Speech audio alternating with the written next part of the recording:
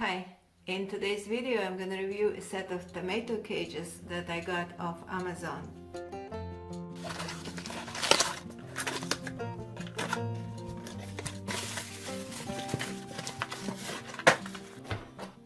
Here it says what it is.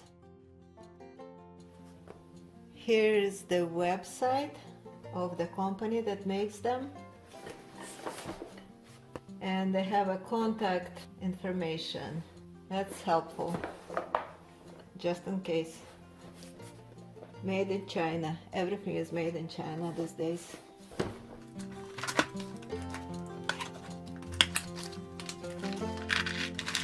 Let's make sure we're not losing any parts. Exciting. Okay, instructions.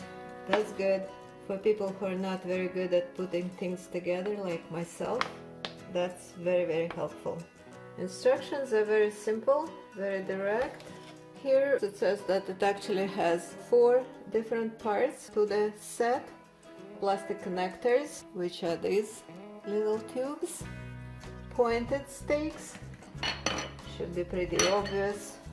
Pointed stake, voila. The other end is flat, and then there are stakes with both flat ends on both sides, which are plastic, and the description of the product says that it has steel inside. It looks very sturdy, very strong, so that's good. I like that. And multi-notch connecting bridges, which are those alien devices, and they're flexible but pretty strong, so that's good. These tomato cages are adjustable, which is very good.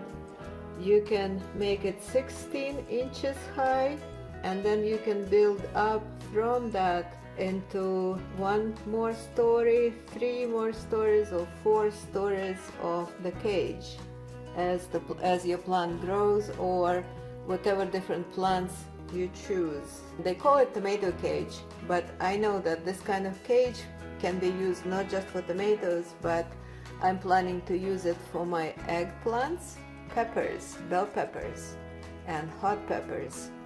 They bear so much fruit that they need support. Every year I have to put cages up for those plants. Also, I put cages for my green beans, bush type of beans, and I put them up for my peas. To start, I'm gonna build a basic 16-inch cage and see how it looks like here in the house before we go outside into the garden. Okay, here I organized my stakes a little bit, and the pointed end is supposed to go into the ground. The cage has 3 legs, so 3 stakes for 1 cage. Let's see how these bridges work.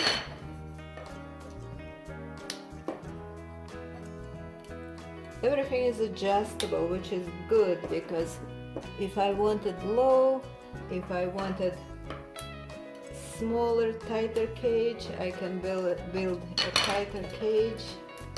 I like that.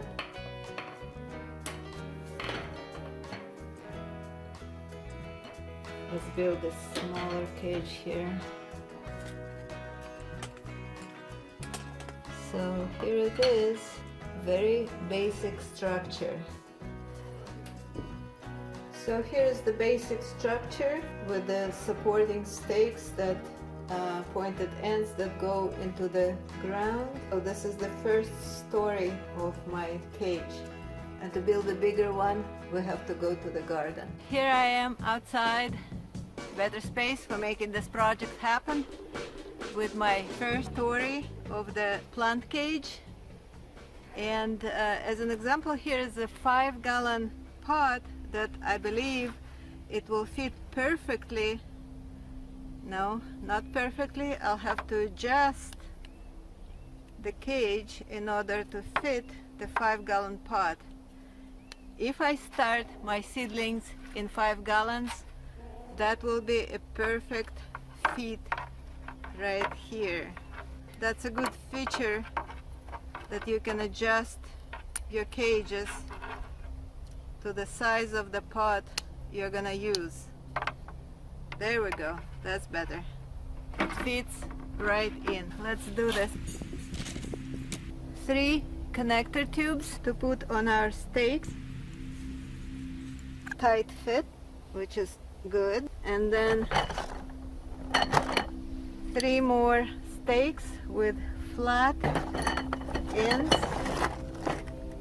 Make sure they're flat. Goes into the connector, into the connecting tubes.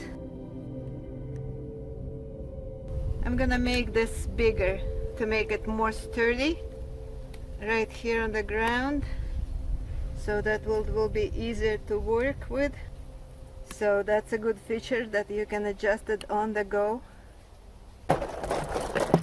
More bridges.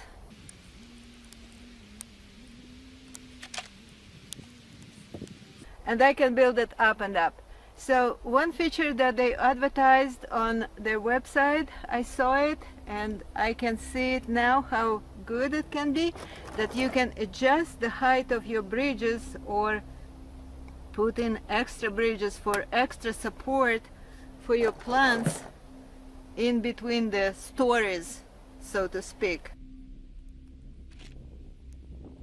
Let's say as your plant grows and you need a support in a certain space for a branch that is getting heavy with fruit, you can insert an extra stake in there. Let's see if it still fits my 5 gallon. No, it fits over my 5 gallon pot if I choose to grow in the 5 gallon pot. Let's make sure that it goes into the ground easily. This is very nice loose garden soil. Reinforcement. As your plant grows, lots of fruit can take the cage down. So I reinforce my cages with extra stakes often. I always have stakes around. This company, they also have stakes for sale on their Amazon page and on their website. So this is always good to do with the bigger plants, makes it more sturdy. Let's build up our cage a little bit higher.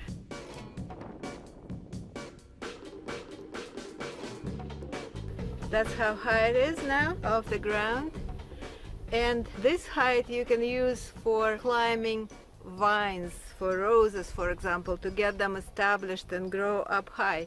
What's good about this cage, if you use the normal classical cone-shaped cages, if your vine grows too big and you want to get rid of the cage, the only way to take it off the plant is to lift it up, and you're going to damage the plant if the plant grows big. This one you don't have to lift up, you can just dismantle it in place from around the plant and release the plant to keep growing. Another thing what I like about this particular type of cage is that I can extend the structure by assembling one more leg. So this goes into the ground. This is next one with 2 flat ends.